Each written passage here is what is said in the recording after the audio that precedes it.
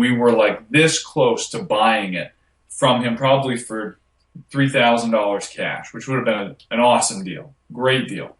And the park owner came in and sniped it. You took my word right out of my mouth. He bought it right out from underneath us. He paid the $5,000, and then he called us and he said, all right, everyone, welcome back. Thank you so much for joining us. We are here with the Mobile Home Investing Lessons podcast number 20. Thank you so much, guys. Special guests here. This is a video podcast with Michael and Steven. Thank you so much for joining me here. Thank you very much, John. Heck it's yeah. our pleasure. Yeah. This is awesome. This is so cool. I'm in Texas right now. You're not the opposite side of the country, but you're in Maine right now, or that's where your business is and where you both are. Awesome state. I'm from right underneath there in New Hampshire, born and raised. Please tell me, what have you? We've had a relationship now for maybe a year, less than a year, 6 months. Yeah, maybe just less than a year. Yeah, I think February. I think is when we kind of got started. Okay. With the business model. We actively started, really pursuing things in February, but we've been talking with you since December of last year. Oh, wow. Yeah. At least. Yeah. And we both heard of you from Bigger Pockets. I believe Great sites. Free Bigger Pockets plug. Hear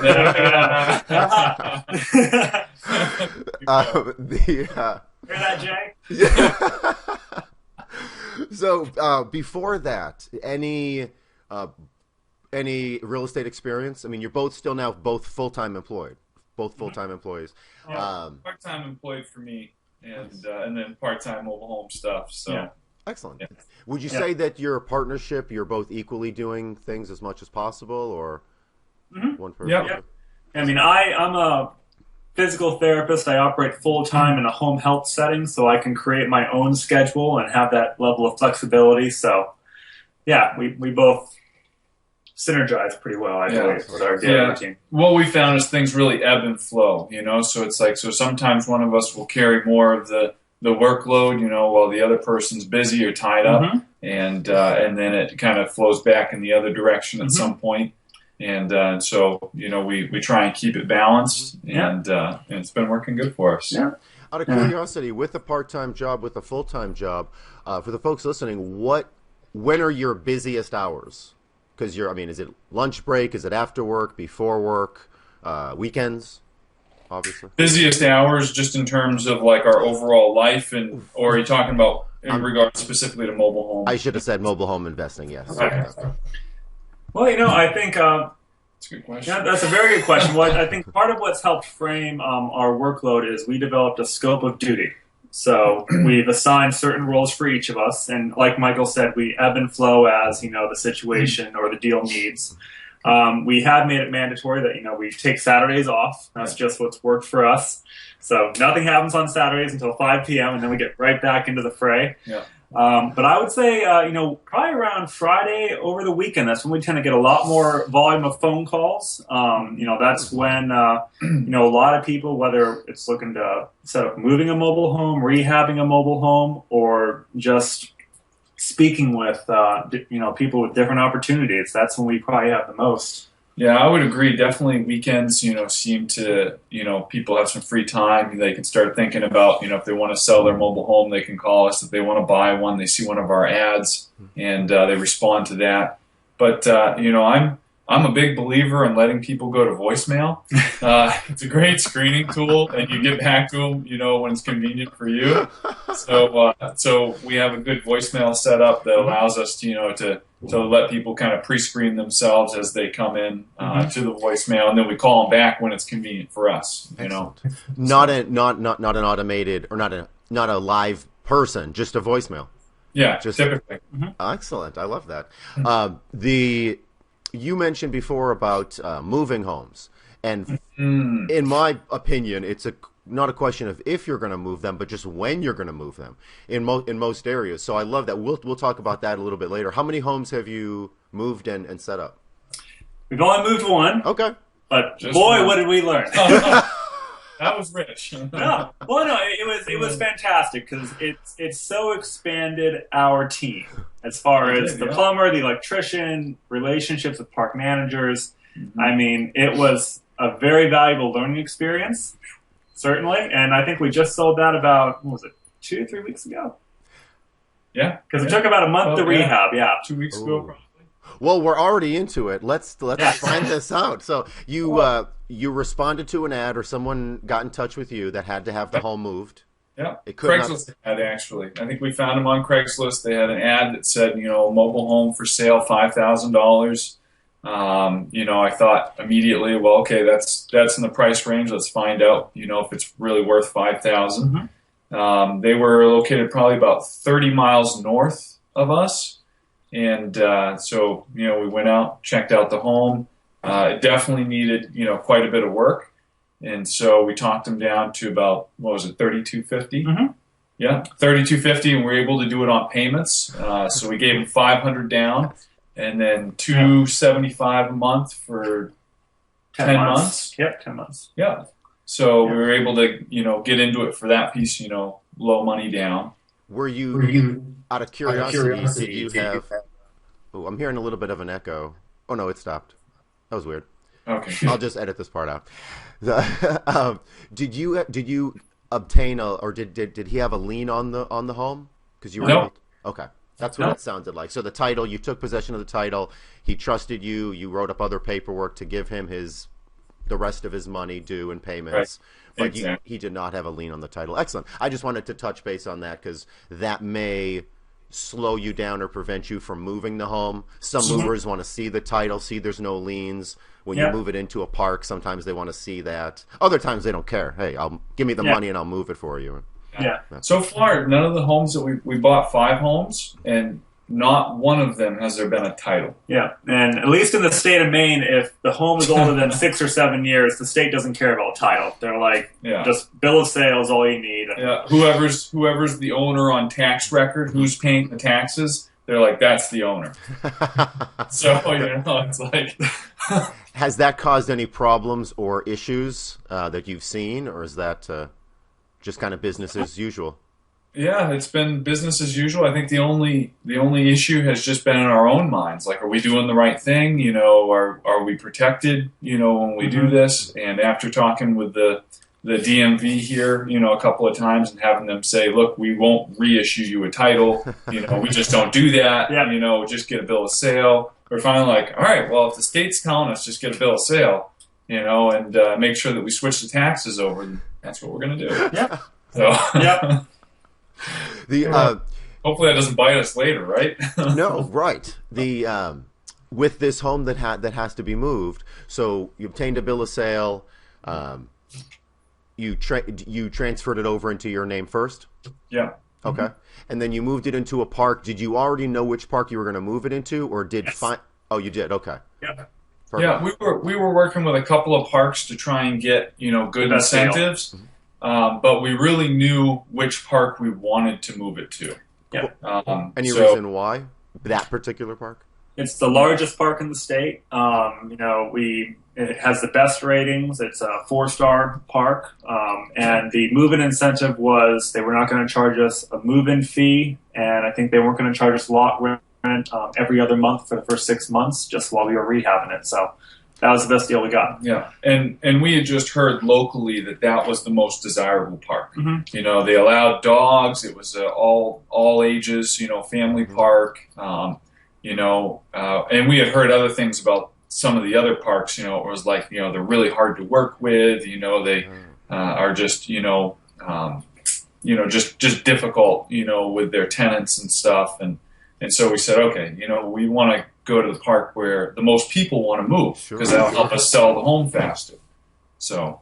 Absolutely. You can choose which area you want to bring it to. You can choose the park. Some parks, there's more. It's interesting, like I don't know if you've seen this, but, there's 10 parks, and in one of them, for some reason, will have a high demand of sales in it, of cash or bank finance sales. Like, everyone that has cash is going to this one park for some weird reason.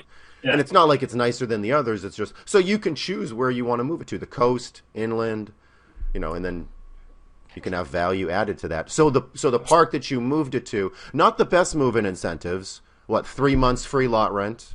Yeah. Because every other, and then wasn't going to charge you a move-in fee. But that's something. So you moved it in. The park manager's obviously pretty content or happy or Yeah, thrilled? very happy. It ended up things kind of got twisted around with either our communication about what the incentives were, because although we didn't pay a move-in fee when we moved the home, they charged our buyer a move-in fee, which is money left on the table, because that's money could have gone into our pockets, right? We were a little bit perturbed about that, like, geez, that's not really helpful to us, because ultimately that's just money off from the sale price that we could have charged. So I think that taught us the lesson that, when you communicate with somebody, try and get stuff in writing, even if it's just an email, you said this, drive for clarity, something you always say, drive for clarity, just make sure that you really know what's being said, what the agreement is, because otherwise, you end up with them saying later, oh, I don't think I said that, or that's not what I meant, or you're like, okay, I just left almost $1,000 on the table. That big of a deposit? Well, $750, I think. Yeah, so, $750. Yeah, that's considerable. Now, was that the only lesson learned in moving this home? Oh, not at all. No. I was pretty sure that was the answer. A lot of them were positive too. We got to vet several different rehab teams, and like I said, we met with we ended up getting several good plumbers and electricians under our belt who still work with us today. Yeah. I think like I told you, it took us a full month, I think, to rehab the home, but 2 weeks of that were because nobody could get to it, just because the market was so in high demand for handyman, yeah. And it did need a few items done to it. Yeah, things you discover along the way that you didn't pick up with the initial inspection. Yeah. What were a couple of those things? They're overall. I mean, this was a 1997 80 by 14 foot home. The roof was solid. The siding was good.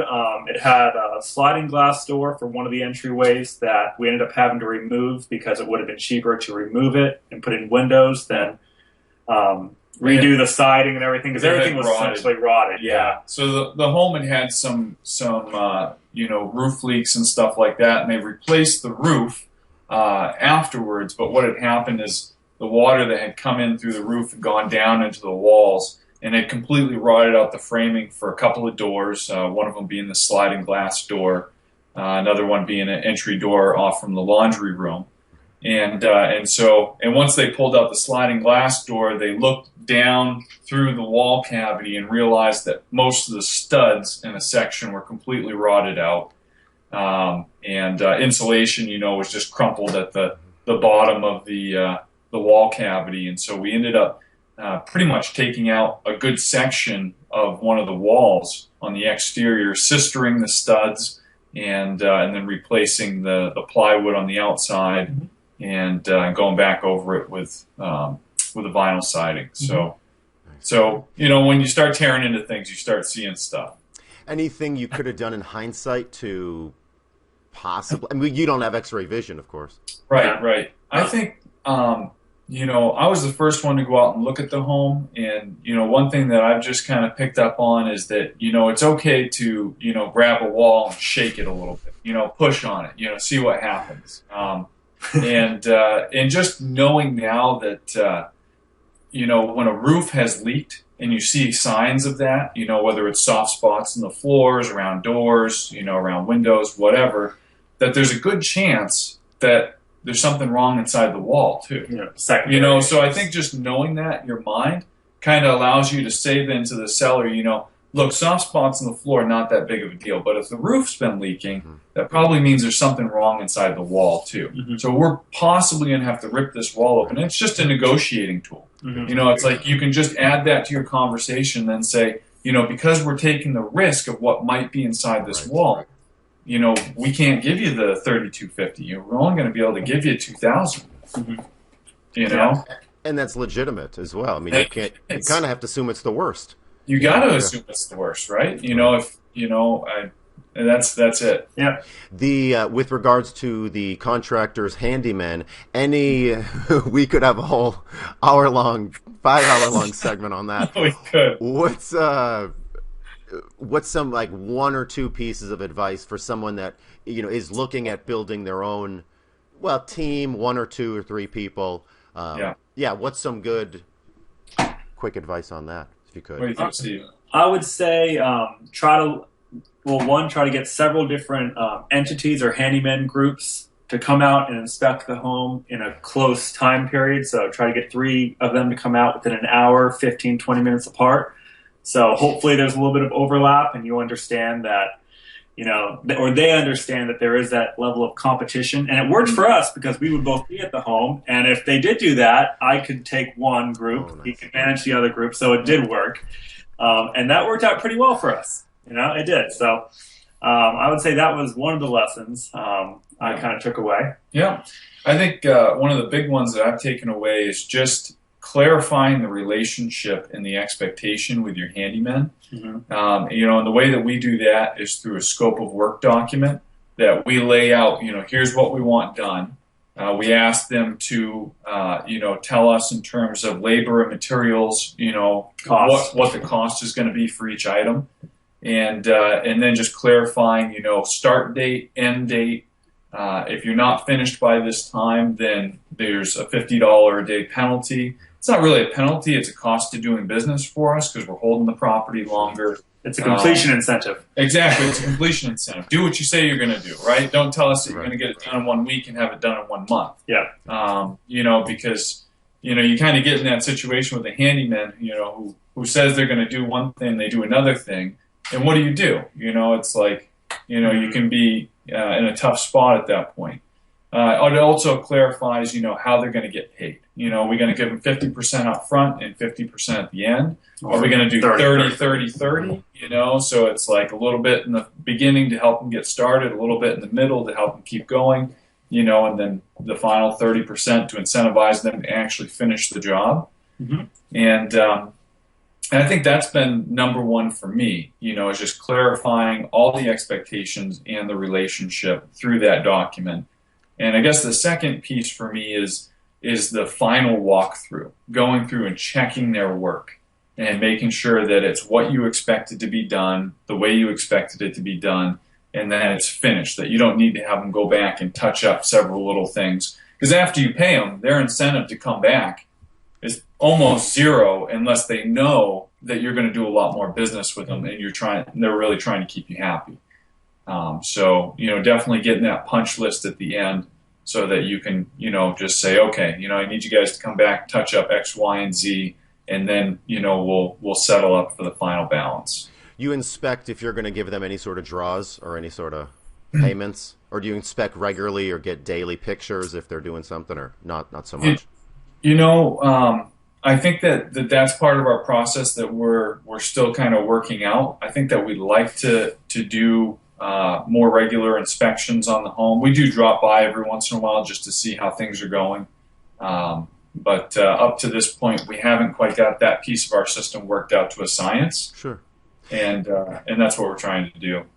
Thank you for uploading the that scope of work that you mentioned to the Facebook group. That was really tremendously valuable. Yeah. Thank you. And I've pointed a number of folks there for that. So that's great. I'm glad that's being used. Oh yeah, seriously. Talking still about kind of rehabs and handyman. A number of homes I sell are handyman specials, very livable, and we get them to a certain condition. What have you been finding in your area now that you have about how many deals under your belt? 5. Yes. All right, high five. Are you finding that your buyers, and I suppose there's a bunch of buyers out there for whatever type of home you have, but the condition that your business is getting them to, do you find you get them to a certain condition and sell it as is, or sell it as a light handyman special, or are you having your handyman do almost everything? I mean, is it? Yeah. I think it depends on the type of market we're working with. As we get more rural, I've kind of gotten the impression, Mike, correct me if I'm wrong here, but I've gotten the impression with 2 of our properties that are up in northern Maine that there's more people who are more of the handyman inclination, like, I'm not licensed to do this, but I don't mind putting in the grit and effort. I took that Home Depot course a while back. That's right. So there's more, and then, we live in Brunswick, which is in the mid-coast area, and it seems like there's a higher inclination for people to pay the more money for the move-in fee and do maybe light handyman work, such as painting the walls or, replacing the occasional cupboard. Yeah. So I would say that's the big shift is, what I've seen. But yeah. I mean, up to this point, all 5 homes have been handyman specials at some level. Some of them needed more work than others. We have one right now that we're yet to sell. We've been marketing it now for a while. We've got quite a bit of interest in it, and it's beyond a handyman special. Like this thing, the roof is there's a side story to this. Gone. There is a good side story to this. And, it's like you can walk into the home, during a rainstorm and see water dripping out of the ceiling, so it's, it's in fairly rough condition. It'll probably take $2,000 to $3,000 and some sweat equity just to make it livable. And we've been trying to dump that off for cheap, just so that we don't have to deal with it right now. So then what was the thought obviously that comes to mind is maybe why'd you buy this home? Or what was the thought? I mean, it's obviously going to be profitable. That's a great question. So it came as part of a package deal. There is this park that's about 17 miles north, 20 miles north of us? Something like that. It's local guy. He owns several parks in Maine and also in Florida, and he's getting to his sunset years, so he's looking to unload them. And it was part of an incentive, which was, hey, look, I'll give you this one home in the same park, pretty much move-in ready. Doesn't need anything done, 1993, 3-bedroom, 2-bath. I'll give it to you for this awesome price. And we're like, oh, that is a good price. It fits your model. And he said, the caveat is you have to buy this guy. I won't make you pay for this guy, but when you get your move-in fee for this first home, you lateral over and cover this guy. Yeah. And we looked at it and we're like, okay, is there anything else you can do? And he said, look, I like what you guys are doing. We've sat down with him a few times to talk, just kind of what our mission is and what we want to do in the area. And, he's made it, verbalized that he would be inclined to sell us some of his parks when he does retire and go to Florida. Yeah. So it was partly, we got that awesome home with the 2-for-1, and also would kind of open the door for potential further dealings with this gentleman down the road in the next year or so. Yeah, because he's open to owner financing the park to us. He's verbalized that, and we've done a few other things with the town tax records to look at the whole park schematics in detail. But that was kind of it. So it was a unique situation, which gave us more on our plate than we would ever have handled. I was like, Mike, this is a dump. We don't want it. This is like $10,000 of money. I can see it right now. I think I talked Steven into buying it. Actually, this is not something we can rehab in a week. This is chronic issue after chronic issue. We have to tear it down. We're not sure yet. No, I'm kidding. But a little more background on that. We actually the first home, the one that was in good condition. We got the lead for that off from some of our bandit signs. And what happened is we went in, we talked with the seller. He was asking $5,000 for it. It needed no work to sell it. Basically said, $5,000, you're in the ballpark, but, here's what we can do for you, cash and then in payments. And we were like this close to buying it from him, probably for $3,000 cash, which would have been an awesome deal, great deal. And the park owner came in and sniped it. He took my word right out of my mouth. He bought it right out from underneath us. He paid the $5,000, and then he called us and he said, I'm getting ready to go to Florida for the rest of the winter. So he said, I'm willing to give you this for $6,000. And he said, but at the same time, you got to buy this other one that I just got back from an eviction for $3,000. And we went and saw the other one. We told him, we said, look, we don't even buy homes like this usually, but if we did, we'd have to take it for free. And he said, can't do that. I can make money off from this, 100 different ways. I just don't have the time. So if you want it, here's what you got to do. And what it came down to is that we decided that we wanted to build a relationship with this guy. We wanted to get into his good graces, and the way that we could do that was by solving his problem. His problem was he's going to Florida. He can't manage the rehab on this. He didn't want to deal with it. And so what could we do? We could take him off his hands, play his game, and at the closing, as we're, solving his problem, I asked him point blank, he said, is there anything else, that I can do for you? I'm willing to help you guys out, whatever you need. And I said, when are you considering selling your park? And I said, because we'd be interested in buying that too. And he said, he kind of chuckled and he said, I actually am starting to think about, selling it. He said, why don't you guys make me an offer? So we just kind of put the wedge in there at the same time for the park. It's a great little park, nice big lots, heavily wooded, so it's very private. Definitely a very unique property. And so we've had conversations with him since then, built a great relationship. And he said, you guys remind me of myself, when I was your age. He says, I want to make the offer of the park to you first, so make me an offer. I'm not putting it up for sale right now. He said, let's see if we can work something out. And he's willing to carry the paper on it. That's so sick. Yes, that's how it happens. Yes. And how was that the first? It didn't even take 10 or 20 interactions with him, right? That was one of the first times that. Yeah, that was like the fourth or fifth interaction. Yeah. Wow, that's fantastic. Yeah. I've heard that a bunch, calling around different park sellers around the country. You always hear these. Well, not always, but there's a lot of stories like.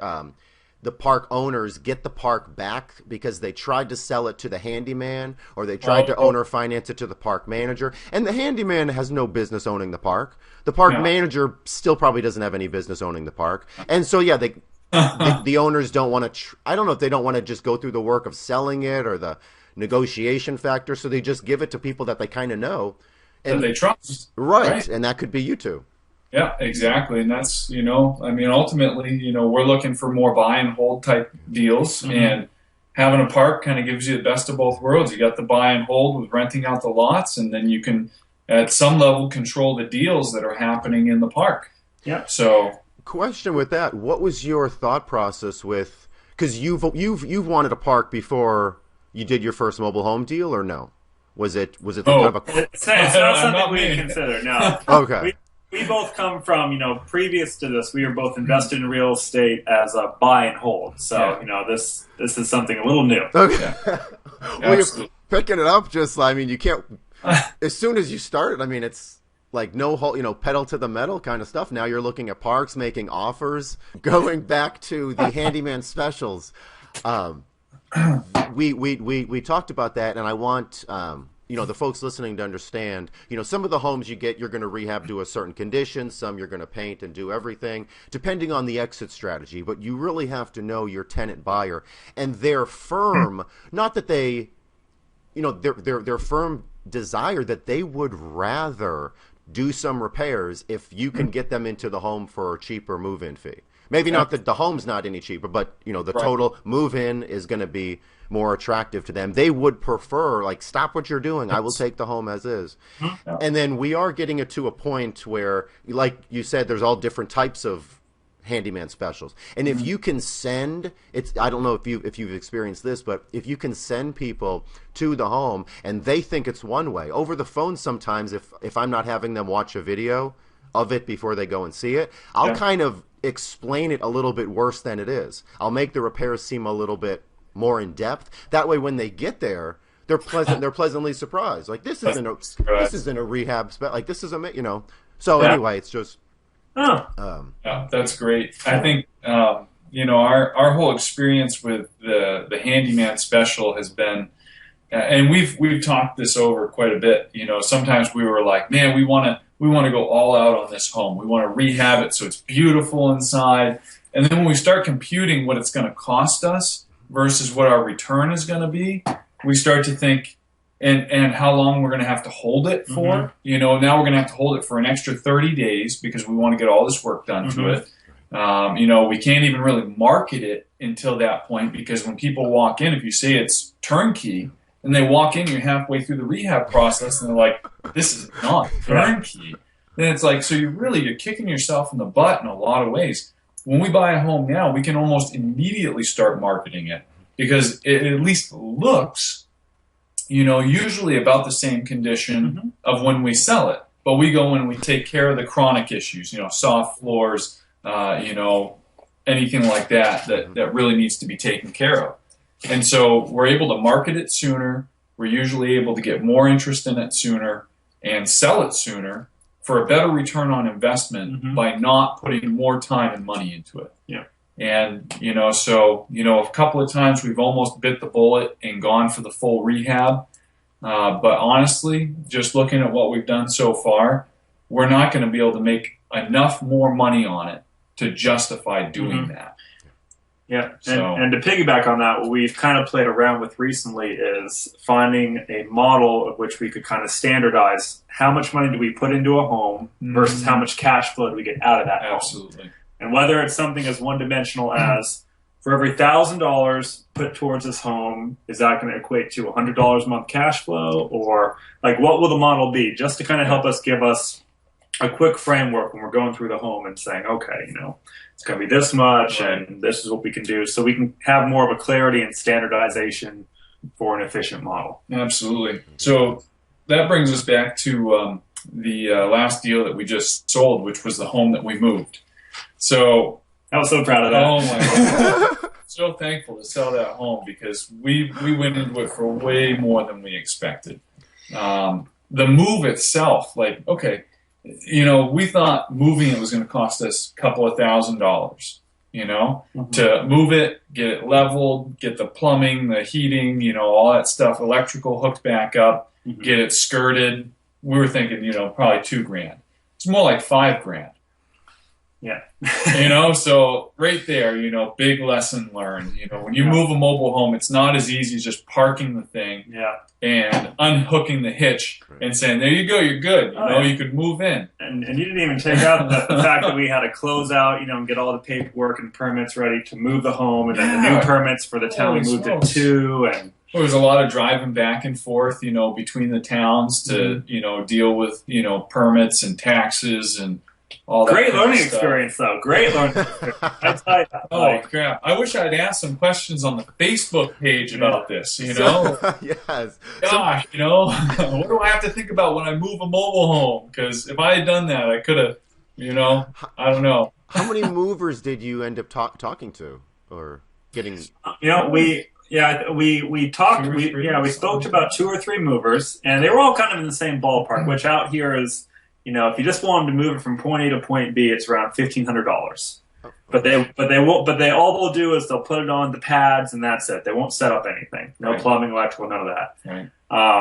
The ones that would, assist with, skirting it and all that, they might be an extra $1,000, which is what we found would cost to have a plumber come out and an electrician come out to do it anyway. So, more or less. So probably about $2,500 to $3,000 would be start to finish. And that's basically just labor costs. That's not including the plumbing supplies. That's not including any electrical supplies. That's not including the permits or the skirting cost.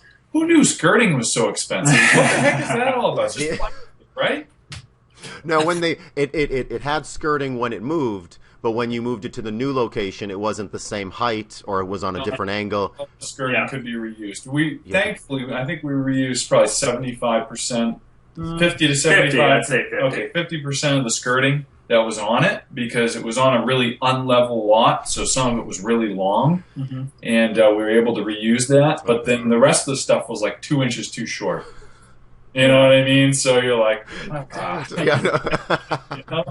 Stick that. Put that on the back of the home. Nobody will see that. That's right.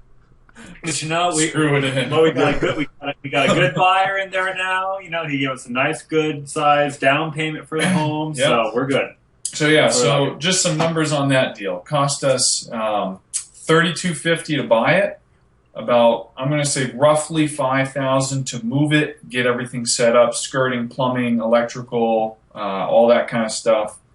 And then all in after we were done rehabbing it, we were about $13,000 into it, which is, doesn't really fit our model now that we look at it because when we sold it for $3,000 move-in fee, and then $660 a month in payments.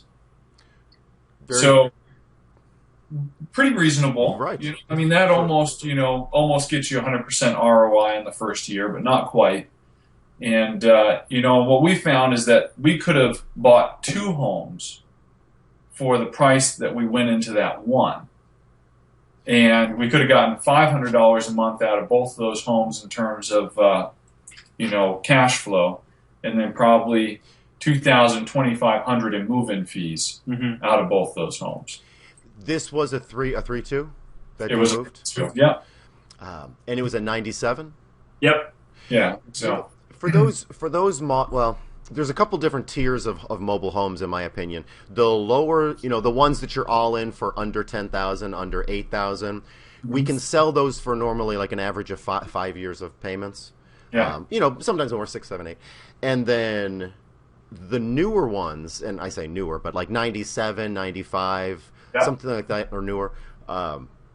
Those ones you can sell, and I mean, maybe you didn't, but for a minimum, I'm finding of 10 years. So the numbers are, they're skewed, but and you're not making your money back for maybe 2 years, but you have another 8 years of cash flow. But then you made 6. I mean, that's impressive. How many years of cash flow will that be? 8 years. That's awesome. Yeah, perfect. Okay, so around the similar. Excellent. But I think what helps is that time frame, and then again, I think just the learning experience, because now we have those resources available. We have the working knowledge base of what to expect now going forward. And so, I mean, the first year of any business I hear, it's a huge learning curve, not just for the educational purposes, but developing the routine, because your normal lifestyle routine takes a U-turn. You got to shift it. So and I mean, everybody pays for their education, right? One way or another. The truth is that the education that we're paying for right now is also making us money. Mm-hmm. You know what I mean? So if you go. It's like my background, my education's in mechanical engineering, so it's like I've already gone to school for that. I've already paid the bills for that. And, and I use some of it in what I'm doing today, but I don't work as an engineer right now, so, but now I'm getting this new education in mobile home investing, and that's bringing in quite a nice profit. So, that was one of my problems in college. I was doing okay, and I was just the whole fact of learning while you're doing. I mean, why do we have to go to school for 8 years and then do it or learn? That's a whole nother topic. I know. It's valuable. Learning while doing is valuable. Mm-hmm. It is. What is the average lot rent fee in your area? $350, I'd say, is average lot rent. I would say $350. We have 2 homes that are in a park right now where it's $235, but that's further north and it's more rural. Okay.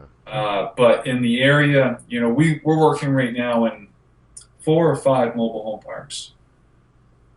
Maplewood, Manor, Bay Bridge. 4 parks. 4 parks, okay. Good job getting spread out. We're working in 3 of the biggest parks in our local area. And all, really nice parks. And those lot rents are all right around, between like $350 and $400. And then we've got this one, that's further north that's $235. So you see, as soon as you get to a rural area, lot rents just drop right off, and you can definitely get a better deal out there. But at the same time, based on your model, the amount that you can charge per month is less because the rents are less in that area. Right. So it all kind of works out. What are you finding for with regards to senior communities in your area? Are there any? A lot? There are some. Yeah, we've seen a few. I don't believe there's any in the immediate area where we both live, but if you head inland to one of the larger cities, they do have a few senior parks. Yeah, we haven't bought any in those just yet, partly because just the deal wasn't right for us when it was presented. Yeah. And it's quite interesting. It feels like when you speak to individuals who are looking to leave the state, head to Florida, for example, which is very common in Maine. They go down, the snowbirds go down to Florida. They've lived in this home for so long, and they're very proud of their home. Power to them. But when you throw out how you do business, what your numbers are, what your metrics are. They're astounded. They're like, "Oh my word! You want to offer me, how much? Oh my goodness! Blah blah blah." Yeah.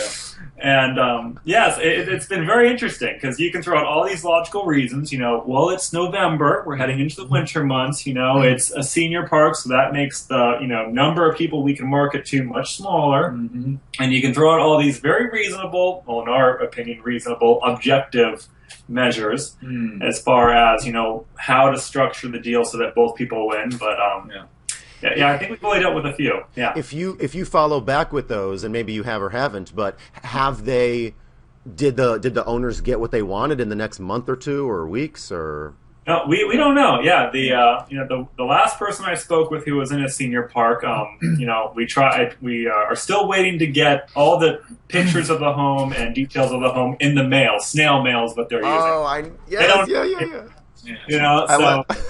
We're still waiting for that, but it's been interesting. I don't think we've ruled out senior parks as a niche to what we want to do, but there's so much opportunity here where we are in Maine because I think you can go online and look at the density of mobile homes per state, and I think Maine is number 5 in the nation. I mean, we're higher up than Alabama. Who'd have thought? I know. Can you edit this part out so that we won't bring anybody to Maine? We want Maine to be ours, So please just edit this section. There aren't that many mobile homes in Maine. I don't know if this video is editable. I don't know if I have that technology. Something I wanted to mention for just the folks listening that you mentioned that you're in a couple of the biggest parks. I've had really good response, really good business with little parks, like little 1-lane roads going in and then turn around and go back out. 5 homes on each side, and then also bigger ones. I mean, obviously there's more inventory in the bigger ones, there's more opportunity, but just for folks listening, there's nothing inherently bad with those smaller ones. Not at all. And I would always recommend doing the warm contact method with park managers or park owners. First find a home that you're likely to buy, and once you've started to negotiate that with the seller, then go to the park manager, introduce yourself, and say, look, we have a home that we intend to buy, and here's what our plan is. We want to make sure this is okay with you. Blah, blah, blah, exactly like you do it in your videos. And that has worked for us 100% of the time. Whereas if you go to a park manager and you start trying to explain what you're going to do, you just immediately get the critical eye, okay, who is this guy? Who's what going are to they really benefit up from to? it? Yeah. And sometimes it can be more difficult, to then later build a good relationship with that person because you kind of turned them off from day one. Interesting. So, do you think that that's a disadvantage a bit with regards to, because that's the way and that's a complete legitimate way to introduce yourself. Very warm, like you mentioned. I have an appointment with so-and-so and want to make. Now, you said you got 100% success rate where they're thumbs up with you being there and this is okay. Do you feel that, and I'm curious on how many you talked to before you had an appointment in the park, because my philosophy now, it used to be what you two are doing, but now it's no time like the present. Let's meet the park manager. Let's be tactful on what we're going to say, and let's have a script. But then the reason is because they're holding some empty homes usually, or they know who's late, or they have vacancies or not vacancies. They have handyman specials. But so is there any? If you saw something, you're driving through a park and you saw clearly a couple empty homes, right? Would you talk to the manager, or is there any reason or what? Yeah. I mean, I think one of the things that I've just noticed is that my confidence level and the way that I talk to people has changed since after I've done a few deals and I have some experience under my belt. Sure. It's really hard to go to a park manager when you absolutely don't really know anything. They ask you a question, you kind of have to go, duh, and then try and skirt around it because you don't know. And so I would just recommend, get a couple of deals under your belt so you feel confident. So when you talk to somebody, you know what you're talking about. When they ask a question, you know the answer, or at least you can make some kind of intelligent response. And then at that point, I think what you're saying, if you see some homes that look vacant, go talk to the park manager. At that point, you walk in with a confidence. You walk in with, I'm a business person. I know what I'm doing. I've made other people happy. I can give you references of people that I've made happy. that just brings a whole level of credibility to, both your attitude going in, but then just you and your business to be able to say, look, we're working with your neighbors, other parks right around here, feel free to give them a call and find out, how we do business, if they like us or not. Nice. And that gives you so much credibility. It's like, now you own the place, not them. So. And I don't know how it is in your market, John, but out here, all the park managers seem to know one another. Oh yeah, it's something. It's like, oh yeah, they've all been doing it for decades. It's like, all right. Yeah, it's everybody's interconnected out here. That's sometimes there's new folks, but that's a lot of the yes. Oh, so and so, or yeah, we do that, or we all friends. The homes that you have mostly are in your portfolio, or have you flipped any, fast turned any? We haven't sold any for all cash payment. No. Okay. Haven't done any of that yet. No. Yeah. And you haven't even. You were. I guess you got interested back in December, but you really don't have too much of an experience with tax time. People having more money on hand, getting their income taxes back. Yeah, I mean, we're yet to hit that season. We haven't done a full calendar year yet. So we still have a winter to go through, which is creeping up on us here. And, we get a lot of snow here in Maine, so that will be interesting to see what we learn through that. And, once we hit February, when people have some money, hopefully we'll have some homes lined up to sell, Yeah. So, and I mean, Before jumping on board with your business model, I had brief experience renting out mobile homes up in Anchorage, Alaska, where I lived. And up there, you have tax season to look forward to. Everybody always pays on time tax season. And then in October up there, we all get our, dividend check, our little slice of the oil money. So everybody pays in October too, which is great. But yeah, it seems between, November and February, the holiday months, that's when it's kind of, a little slower. You can find great deals for X, Y, and Z reasons. But I think we spoke with you about this a while back. You need to be open to the idea that you might have to hold on to homes longer than you want to, just because the market is slower during those months, which makes sense. Yeah, something that I've found to be extremely helpful when talking to sellers is oftentimes you'll get a seller when you ask them, so it sounds like a great home, interested. What's the lowest fair selling price that you're considering right now? A lot of people will say, well, I haven't really, I don't really know what it's worth, or, haven't really decided yet, just trying to get a sense for what I can get for it, blah, blah, blah, blah, blah. A lot of times it's tempting to say, oh, okay, and then make them an offer. But what I'm finding is that's, if you have to ask the same question 10 times to get them to make a decision on what they want for it, it's better to do that than to just make them an offer. And it's also, when it comes to making appointments with a seller, until you start negotiating price over the phone, unless you just want the experience of going to visit sellers, don't go, because you're wasting your time. Right. And a perfect example of that was, I had a couple call me up and, say that they had it was like a 2.2, maybe mid-80s mobile home in great condition. And the husband is telling me, I'm willing to sell it for a very reasonable price. Very reasonable.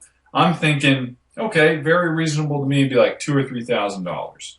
And so I asked him, what do you, what's your lowest fair selling price? And he says, well, we'd really like to just hear, what you have for offers. And, we're not, haven't really decided yet. I need to talk with my wife about it. And I just told him, I said, okay, let's talk more about it later. And I ended up calling him back and leaving him a voicemail. And I just said, hey, Bill, just wanted to touch base with you. Our whole game plan, is that we really can't come out there and look at your home until after we have an idea if we're going to be in the same ballpark price-wise. So I said, if you want to keep moving forward, I said, please go talk with your wife, figure out, what you guys could take for it, minimum, and give us a call back so that we can figure out if we can work together or not. And so he ended up calling me back 15 minutes later, had talked with his wife, and they wanted $20,000 for it. Wow.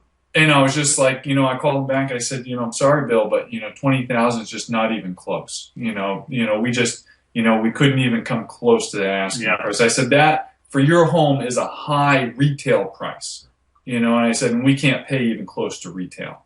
And so that deal ended up just not going anywhere. But we saved a ton of time. For 5 extra minutes on the phone, we saved probably an hour or 2 hours worth of time driving out there, looking at the home, then trying to negotiate price with somebody that wasn't going to be in the ballpark. Right. And then you get yourself excited. You're thinking, "Oh, I could buy this," or you're already, and there was never a chance in the first place that you were going to buy it.